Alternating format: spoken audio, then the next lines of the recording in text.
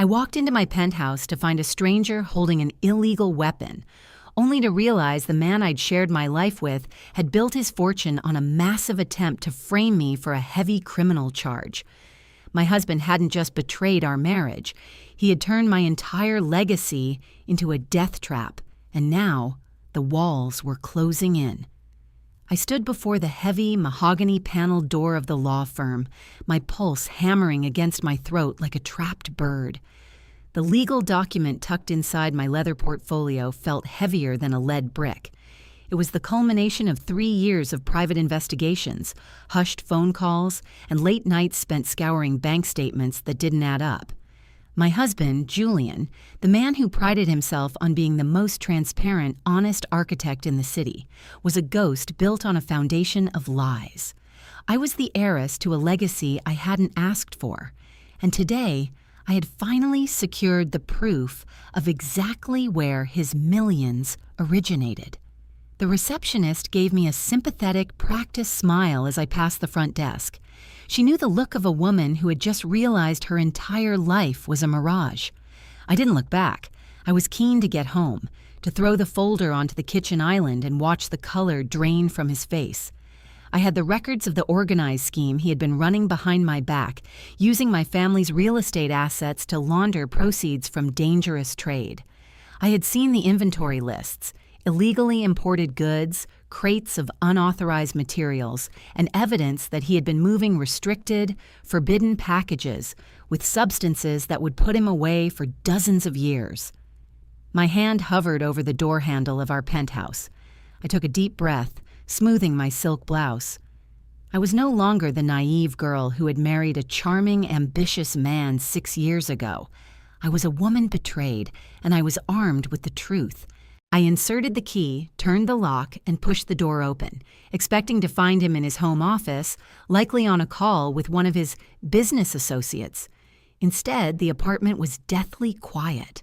A strange metallic scent hung in the air, cold and sharp, like ozone or fresh paint. I stepped into the foyer, my heels clicking softly against the marble. "Julian?" I called out, my voice sounding thin and brittle. There was no answer. I walked toward the living room, my heart constricting. The furniture was displaced, a heavy armchair overturned. My eyes darted to the wall where our wedding portrait usually hung. It was shattered, the frame smashed into the mahogany flooring. I moved deeper into the apartment, the portfolio clutched to my chest like a shield. I reached the entrance to the study, and that's when I saw it. The floor was littered with shredded documents, and in the center of the room, sitting at his pristine glass desk, was not Julian. It was a man in a tactical jacket, his face partially obscured by the shadow of the evening light filtering through the floor-to-ceiling windows. He was holding a piece of illegal weaponry, turning it over in his gloved hands as if inspecting it for a scratch. He didn't look up, but he knew I was there. "You're late, Mrs. Sterling," he rasped, his voice smooth and devoid of any human warmth. "We've been waiting for you to bring us back the rest of the file." My blood turned to ice. He hadn't been waiting for Julian. He had been waiting for the missing piece of the puzzle, the file I was currently holding. Behind him, emerging from the shadows of the bookshelf, stood 2 more figures, their eyes locked on me with predatory precision. I realized then that my husband hadn't just been involved in a shadow enterprise. He had been the pawn of something much larger. And now that the organization felt the walls of the internal security services closing in, they were tying up the loose ends. One of the men took a step toward me, and I felt the air leave my lungs. I hadn't come home to confront my husband. I had walked straight into a trap designed to erase me before the authorities could ever see what was in my hands. I stood frozen, the silence of the room screaming louder than the panic, clawing at my throat. The man with the illegal weapon stood up, his chair scraping violently against the hardwood, a sound that cut through the tension like a razor.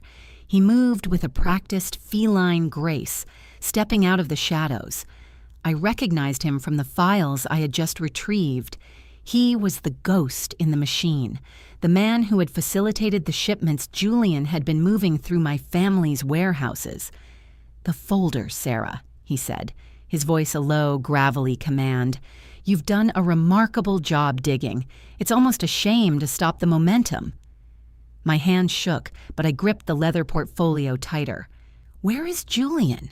I managed to force out, though my voice sounded like a stranger's. The man chuckled, a hollow sound that didn't reach his eyes. "Your husband. He's currently undergoing a rather unpleasant interview with our associates. It seems he was slightly less disciplined with the records than you were. He didn't keep the backups in a safe deposit box like you did. He just left a trail of breadcrumbs that the internal security team is currently following."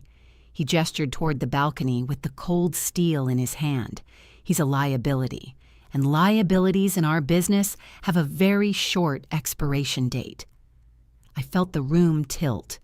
Julian was a liar, a criminal who had used my legacy to finance his greed, but he was also the man I had slept next to for years. The realization that he was expendable, that I was even more expendable, hit me with the force of a physical blow. I backed away, my heels catching on the edge of the plush Persian rug. "I don't have the backups," I lied, my voice steadying despite the adrenaline. "The files in this portfolio are originals. There are no other copies. If you kill me, you'll never find the digital drives.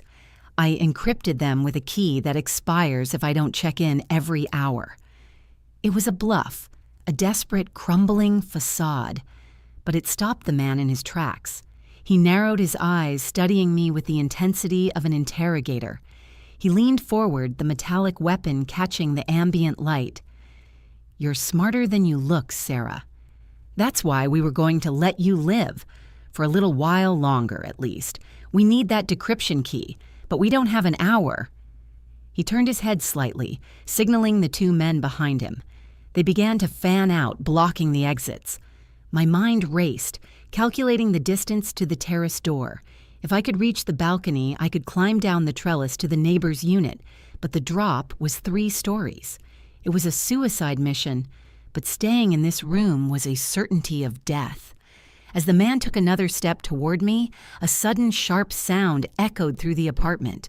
The distinct thud of a heavy object hitting the floor in the master bedroom, followed by a muffled, desperate shout.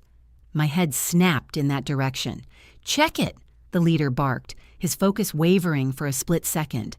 The man closest to the bedroom door turned, his hand reaching into his jacket. In that momentary lapse of attention, I saw my opening.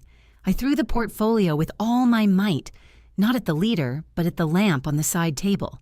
It shattered against the wall, showering the room in sparks as the bulb exploded. Plunged into a sudden, chaotic darkness, I didn't wait. I sprinted toward the terrace, my breath coming in jagged gasps. I lunged for the sliding glass door, my fingers fumbling with the lock. The door slid open just as a hand clamped onto my shoulder, its grip like iron. I spun around, swinging my heavy bag with every ounce of strength I possessed, catching the man in the temple. He stumbled back, and I threw myself onto the balcony, the cold night air biting at my skin. I reached for the railing, preparing to vault over, when I heard the distinct, unmistakable click of an illegal weapon being cocked directly behind my ear. "Don't," the voice whispered, colder than the wind. "You're not going anywhere, Sarah, because you're not the only one who has been keeping secrets.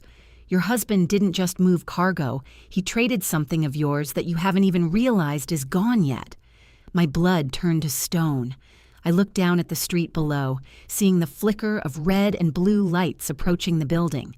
The internal security team was already here, but they weren't here to save me. They were here for the entire building. The man pulled me backward, away from the ledge, and pinned me against the cold glass. He leaned in, his breath hot against my cheek. "If you scream, they'll see us and they'll open fire on the terrace, and you know exactly what happens to witnesses caught in the middle of a raid."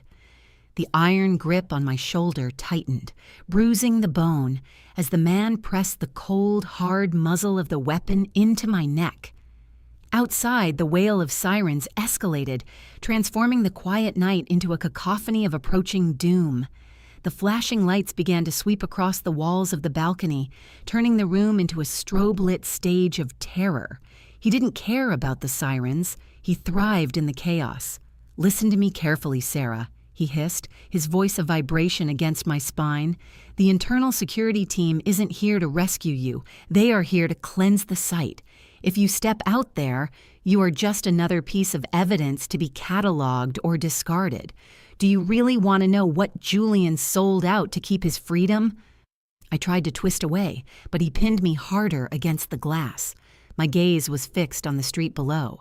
A black sedan had screeched to a halt, and men in tactical gear were pouring out, their movements precise and lethal.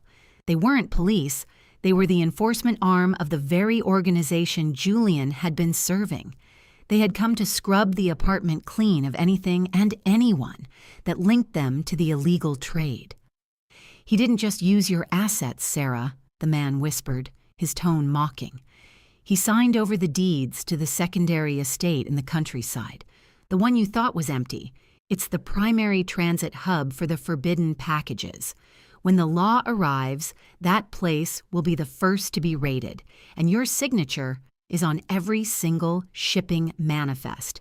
You aren't just a witness, you're the primary suspect in a massive attempt to frame you for a heavy criminal charge."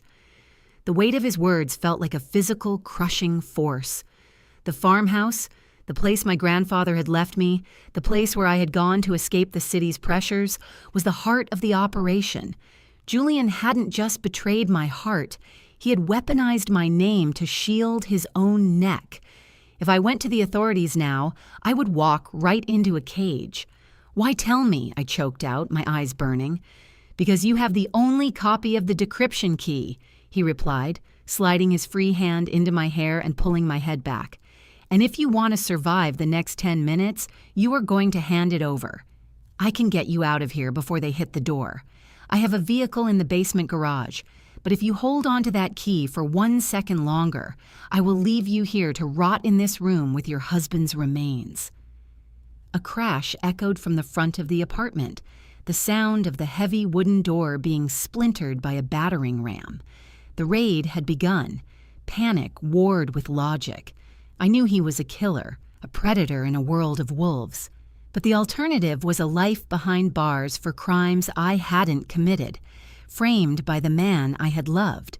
I reached into the hidden lining of my portfolio, where I had stashed the small encrypted drive, the only insurance I had. "I need your word," I whispered, my voice trembling with a fragile, dangerous resolve. "You get me to the countryside estate and you leave me there. You don't take me to your superiors." The man laughed, a dry, humorless sound. "You're in no position to negotiate, Sarah." He suddenly shoved me toward the terrace wall, his attention snapping back to the living room as a flash bang detonated inside. The explosion was blinding, a white-hot glare that ripped through the darkness. The man beside me hissed in pain, momentarily blinded, his grip loosening on the weapon. I didn't think. I kicked backward, hitting his knee with everything I had, and plunged through the broken sliding door into the living room, stumbling into the smoke. I crawled across the floor, ignoring the debris cutting into my skin, searching for a place to hide. I saw a pair of boots through the haze, not the men from before, but someone else. A figure stepped out of the smoke, standing over me. It was Julian, his face bruised and swollen, looking down at me with eyes that held no recognition, only a terrifying, desperate fear. "Sarah?" he rasped, coughing through the smoke. "Give it to them. You don't understand what they have in the basement. They aren't just here for the papers. They're here to activate the kill switch on the whole grid." Before I could answer, a red laser sight danced across his chest, trailing up to his forehead. He froze, his eyes widening in realization. From the shadows of the hallway, a new figure stepped forward, a woman in an impeccable suit, holding a silenced pistol. She looked at Julian, then at me, and tilted her head. "The drive, Sarah," she said calmly, ignoring the screaming chaos of the raid behind her. "Or he dies right now, and after him, you." I looked at the drive in my hand, then at my husband's terrified face, and realized the truth. The organization hadn't come to kill Julian because he was a liability. They had come because he was the only one who knew how to unlock the final shipment, and they were going to use me to force his hand. The floor beneath us shuddered, a low, ominous groan vibrating through the foundation of the entire building. They weren't just clearing the evidence. They were preparing to bury it all, including the building itself. The building groaned again, a deep structural shriek that vibrated through the floorboards and settled into the marrow of my bones. This wasn't just a tactical raid, it was a demolition. The organization was prepared to level the entire penthouse to ensure that no digital trail remained, and we were currently standing in the center of the target zone. Julian's eyes were locked on mine, wide and pleading. Behind him, the woman in the suit, the one who had emerged from the haze with lethal calm, kept her weapon leveled at his heart. She didn't look like an enforcer. She looked like an executive overseeing a final accounting. The red dot of her laser wavered slightly as the apartment shook again, sending a cascade of plaster dust from the ceiling. "You have 10 seconds, Sarah," the woman said, her voice cutting through the distant roar of the emergency sirens. "The structural charges are on a timer. The security services are currently occupied with the perimeter, which means they aren't coming up here until the blast sequence finishes. Give me the drive and I'll pull us out. Keep it, and we all die in this tomb." I stared at the encrypted drive in my palm. It felt heavier than the world. If I gave it to her, the network of illicit trade, the vast, sprawling, organized scheme that had destroyed my family's name, would be untraceable. If I didn't, Julian would be executed in front of me, and the structural charges would likely vaporize us both regardless. "I need to know," I shouted, my voice cracking. "What is in the basement? What is the kill switch Julian mentioned?" The woman smiled, a thin, chilling expression. "It's not just a switch, dear. It's an exit strategy. The entire infrastructure, the warehouses, the logistics centers, they're all rigged to self-destruct once the internal security checks hit a certain threshold. Julian was the architect of the digital framework, but he grew a conscience. He thought he could outrun the consequences by playing hero at the last minute." Julian winced.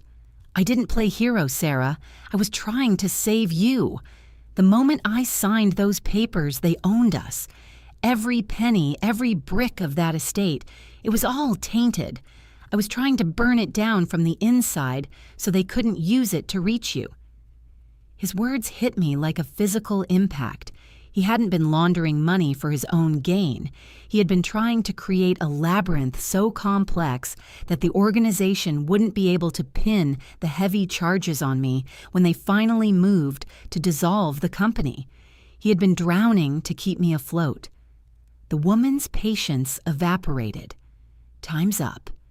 She adjusted her grip, her finger tightening on the trigger. My pulse roared in my ears, drowning out the shouting from the hallway.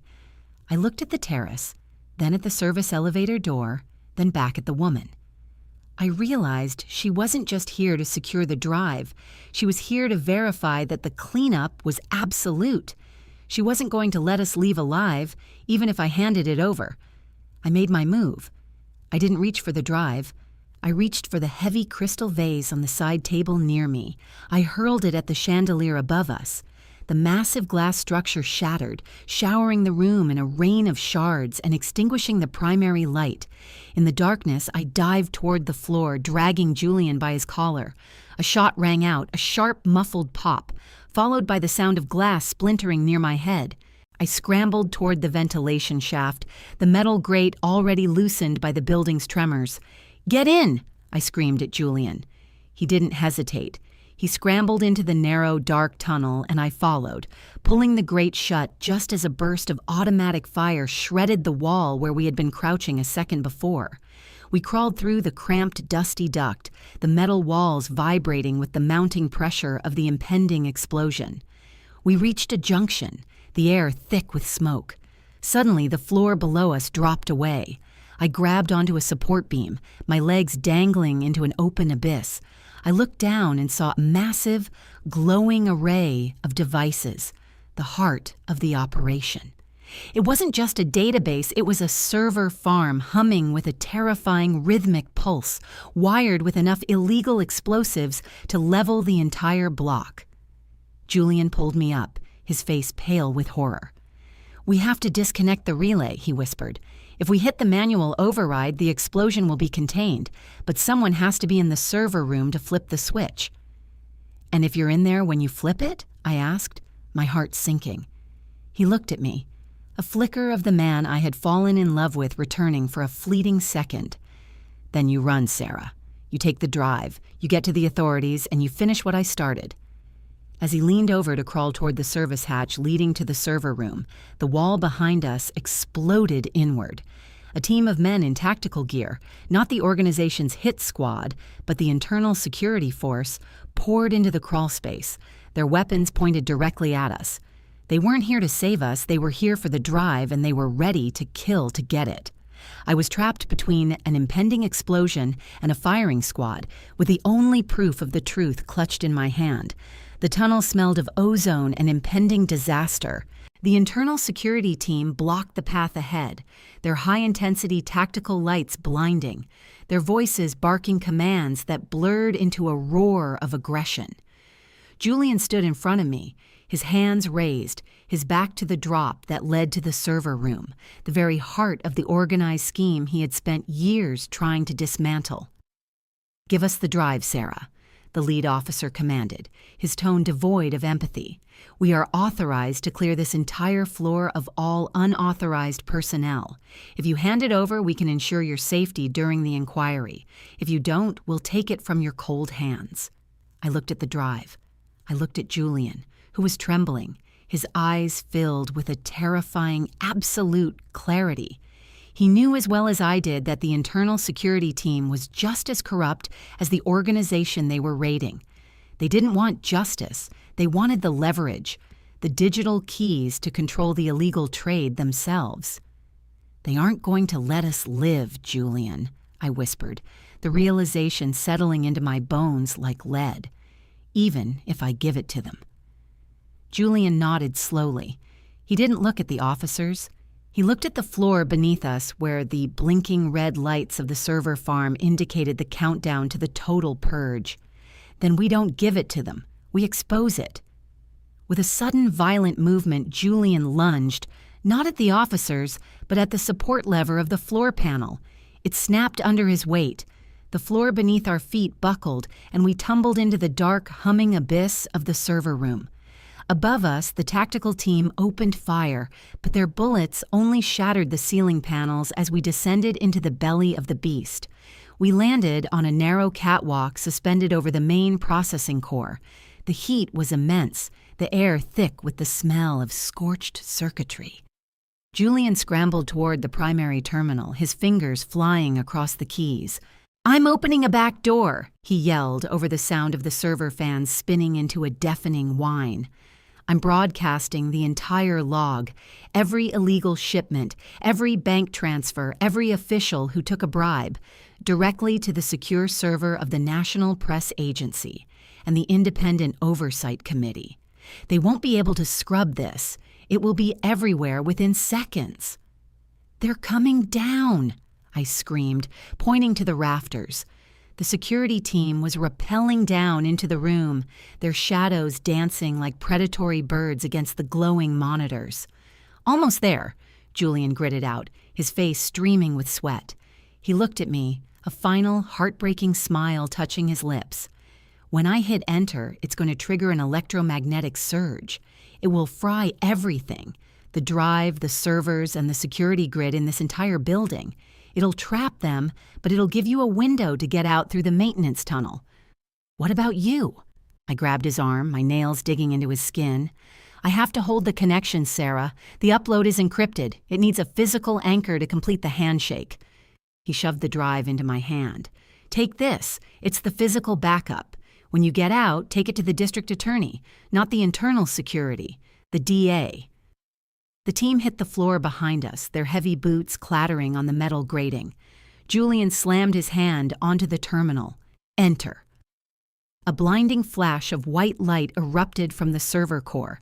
An electromagnetic pulse tore through the room, silencing the hum of the machines and sending the security team sprawling as their tactical equipment sparked and failed. The entire building plunged into absolute deafening darkness. I didn't wait. Guided by the emergency red lights that flickered on, I sprinted toward the maintenance tunnel, my lungs burning. I heard a muffled shout from Julian, but the roar of the building's structural charges, triggered by the surge, drowned out everything else. The walls began to collapse inward, the ceiling buckling like wet paper. I threw myself into the tunnel just as the server room vanished behind a wall of concrete and fire. I crawled through the rubble for what felt like hours, emerging in the cool, rain-slicked alleyway behind the building. I didn't stop running until I reached the main street, where the sirens of the fire department and police were finally converging. I held the drive against my chest, my body bruised, my clothes ruined, my life as an heiress and a wife completely incinerated.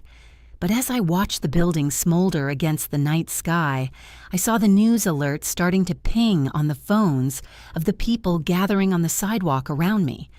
Headlines were scrolling across every screen, an avalanche of incriminating evidence, a digital fire that would burn through the highest levels of the city's power structure. The story was out. The organized scheme was finished. I stood there, a broken woman holding the keys to a new beginning, waiting for the only law enforcement I could trust. I had lost my husband to a world of shadows, but I had reclaimed the truth. And for the first time in years, the silence that settled over me wasn't one of fear, but of absolute hard-won peace. The heiress was gone, but the survivor remained, and she was ready to tell the world everything.